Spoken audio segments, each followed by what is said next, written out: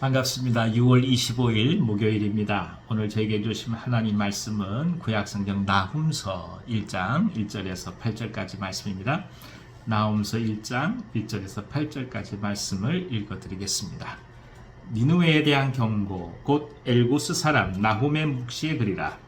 여호와는 질투하시며 보복하시는 하나님이시니라. 여호와는 보복하시며 진노하시되 자기를 거스르는 자에게 여호와는 보복하시며 자기를 대적하는 자에게 진노를 품으시며 여호와는 노하기를 더디하시며 권능이 크시며 벌받을 자를 결코 내버려 두지 아니하시느니라. 여호와의 길은 회오리 바람과 광풍이 있고 구름은 그의 발에 티끌이로다. 그는 바다를 꾸짖어 그것을 말리시며 모든 강을 말리시나니 바산과 갈멜이 쇠하며 레바논의 꽃이 시드는도다. 그로 말미암아 산들이 진동하며 작은 산들이 높고 그 앞에서는 땅 곧 세계와 그 가운데 있는 모든 것들이 솟아오르는도다. 누가 능히 그의 분노 앞에 서며 누가 능히 그의 진노를 감당하랴. 그의 진노가 불처럼 쏟아지니 그로 말미암아 바위들이 깨지는도다. 여호와는 선하시며 환난날의 산성이시라. 그는 자기에게 피하는 자들을 아시느니라. 그가 범람하는 물로 그것을 진멸하시고 자기 대적들을 흑암으로 쫓아내시리라. 아멘, 아멘. 니느웨는 하나님의 심판을 면했습니다. 요나에 의한 멸망의 예언 앞에 그들 하나님 앞에 돌아왔죠. 다시금 이 땅에서 살 수 있는 은혜를 잊게 된 것입니다. 그런데 그 이후에 불과 한 100여 년 정도 지난 이후에 다시금 아수르는 예전의 그 길을 향해 걸어가고 말았습니다. 본래 이 아수르라는 나라는 정상적인 경제 생활을 통해서 나라의 부를 축적한 그런 나라가 아닙니다.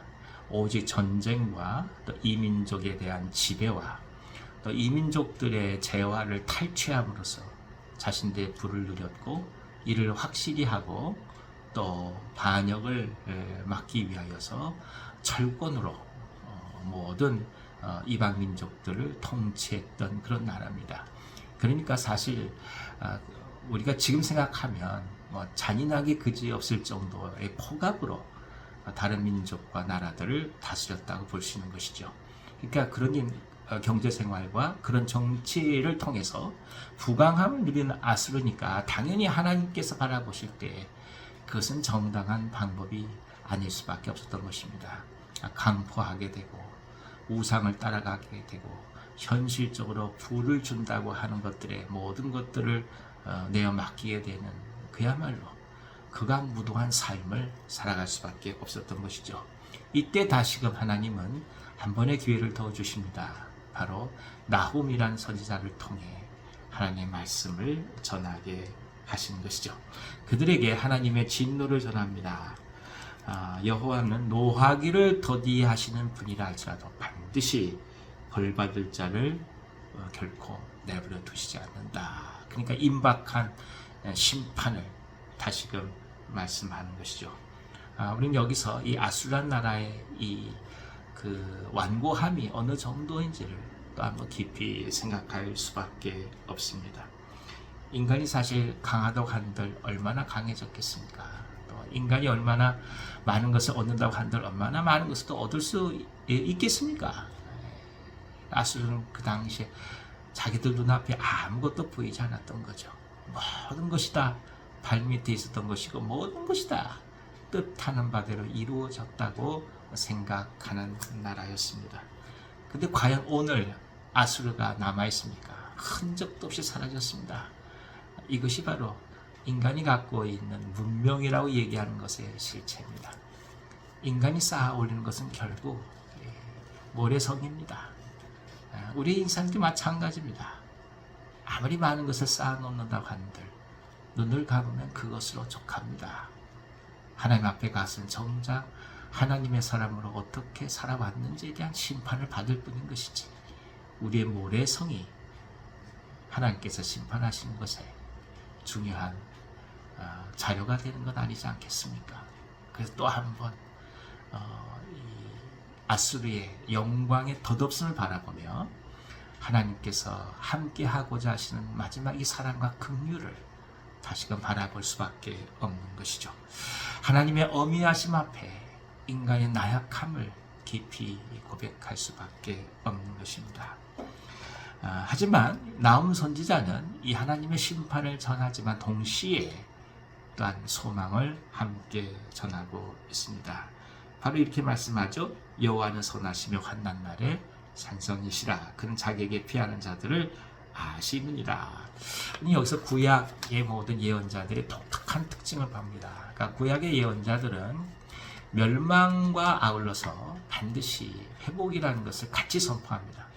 그러니까 심판이라는 걸 선포하면서도 하나님의 긍휼을 동시에 선포해요. 그러니까 돌아올 수 있는 기회를 주기 위하여 선언하는 것이 멸망이지, 멸망 그 자체가 목적이 아닌 거예요. 인간은 언제나 심판과 멸망 그 자체가 목적일 수밖에 없습니다. 다 없애버리겠다, 이게 인간이잖아요. 그런데 하나님은 그렇게 말씀하지 않으세요. 비록 그 죄 때문에 이 땅 가운데서 사라질지언정 반드시 하나의 끈을 남겨두시고 돌아올 길을 보여주시고 기회를 허락해 주신다는 말씀이죠. 그리고 그것이 바로 하나님의 선하심이라 이렇게 말씀하고 있습니다. 그러니까 인간이 죄악 가운데서 다시 붙들고 나아가는 것은 인간의 행위가 단순하게 돌이켜진다는 것으로 해결되는 것이 아니라는 겁니다. 무슨 뜻이겠습니까? 하나님의 선하심을 붙들어야 한다는 거예요. 사람이 달라져봤자 얼마나 달라지겠어요? 사람이 의롭다고 해봤자 얼마나 의롭겠습니까? 사람이 과거를 청산한다고 하는들 그 마음속 깊숙한 곳에 생각의 틀, 방향까지 완전히 청산할 수 있을까요? 결국 우리가 붙들고 가는 것은 하나님의 선하심입니다. 그 선하심을 붙들면서 성령의 역사 속에서 차츰차츰 변화되어 가며 감사할 따름인 것이지, 우리의 변화가 하나님의 마음을 움직이는 것은 아니라는 거예요. 그래서 다시금 그 은혜를 붙들고 그 선하심을 붙들고 그 하나님께 피하는 것이 우리가 가야 될 길인 것입니다. 세상에 많은 것들이 우리를 유혹하지만 정말 붙들 수 있는 것은 하나님의 긍휼밖에 없습니다. 여러분, 우리가 우리 자신을 어찌 신뢰할 수 있겠습니까? 아침에 자서 결심한 것, 저녁에 그대로 지키지 못하는 게 우리 자신들 아니겠습니까? 그리 어찌 우리가 생각하는 것을 믿고 바라고 신뢰하겠습니까? 하나님을 믿고 나아가는 것입니다. 흔들리고 넘어지고 낙심될 때마다, 아니 우리가 절망할 때마다, 그때마다 우리가 붙들 것은 하나님의 선하심입니다. 이 선하심을 붙드시고 오늘 하루도 승리하시기를 바랍니다. 세상의 끝이 아닌 것은 하나님의 선하심이 있기 때문입니다. 기도하겠습니다. 하나님 아버지, 또 한 번 나움 선지자를 통해서 또 니느웨를 향한 하나님의 사랑을 보게 하시니 감사합니다. 주님, 우리가 진정 하나님의 선하심, 긍휼과 사랑을 붙들고 이 땅을 살아가게 하옵소서. 우리의 성실함을 붙들고 어찌 세상을 살아가겠습니까? 우리가 어찌 신실하고 선하다고 얘기할 수 있겠습니까? 그래서 더더욱 하나님의 선하심에 의지합니다. 일평생 변치 않는 믿음 다하여 주시고 그 긍휼 속에서 살아가게 하옵소서. 환우를 축복하시고 나음 있게 하여 주시고 회복 있게 하여 주옵소서. 예수님의 이름으로 감사하며 기도하옵나이다. 아멘.